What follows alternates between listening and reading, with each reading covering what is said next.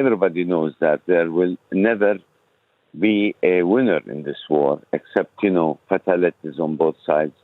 And that is, disturbing the international community. Today, Europe is playing a significant role in trying more or less to push for a ceasefire. We have seen changes in governments now in their perceptions of defending Israel and what Netanyahu has been doing, lately. Now, 90 days have taken place, and this war is still going on. How far? What is the limit for Netanyahu to stop this carnage and the heinous crimes against innocent civilians? Benjamin Netanyahu wants to retake control of Gaza's border with Egypt. The Israeli Prime Minister told reporters that it was the only way of ensuring the strip was demilitarised. The Israeli Defence Force said it expected the fighting to continue throughout 2024. Live with us, Manuel Hassassian, who is Palestinian Ambassador to Denmark and a former ambassador for the Palestinian mission in the United Kingdom. Good morning. Good morning, sir. What do you make of what Benjamin Netanyahu is saying?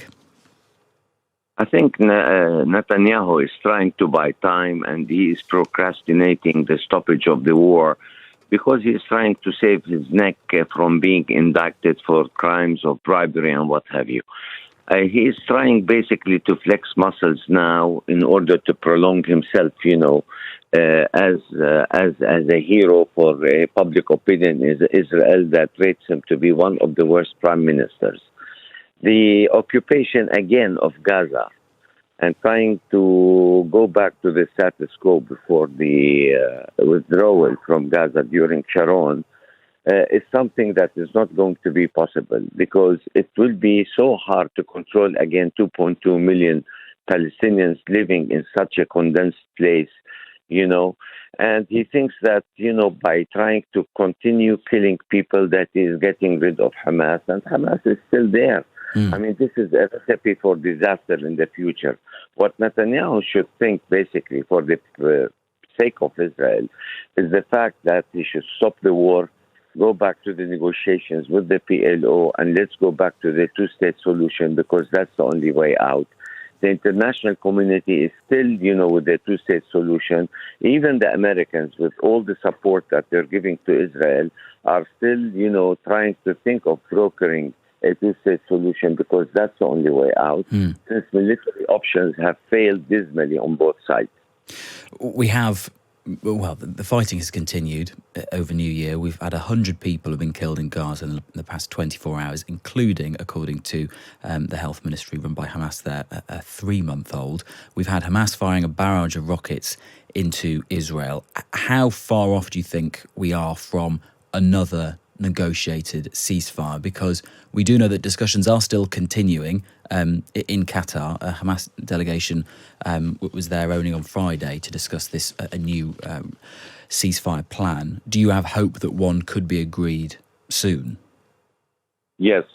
I think my gut feeling says that there should be a ceasefire very soon.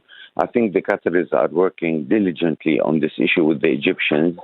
And Hamas needs a break as well as basically, the Israelis need a break because they are incurring a lot of losses, with their invasion of Gaza now. Let us not forget the families of the hostages. The Israelis are putting pressures a lot on the government, and Netanyahu cannot but appease them by having another ceasefire. But this ceasefire is not going to be 2 days, 3 days. My assumption is that this ceasefire will take like 10 days until everybody, takes their breath and think it over, because everybody knows that there will never be a winner in this war, except, fatalities on both sides. And that is, disturbing the international community. Today, Europe is playing a significant role in trying more or less to push for a ceasefire. We have seen changes in governments now in their perceptions of defending Israel and what Netanyahu has been doing, lately. Now, 90 days have taken place, and this war is still going on. How far? What is the limit for Netanyahu to stop this carnage and the heinous crimes against innocent civilians?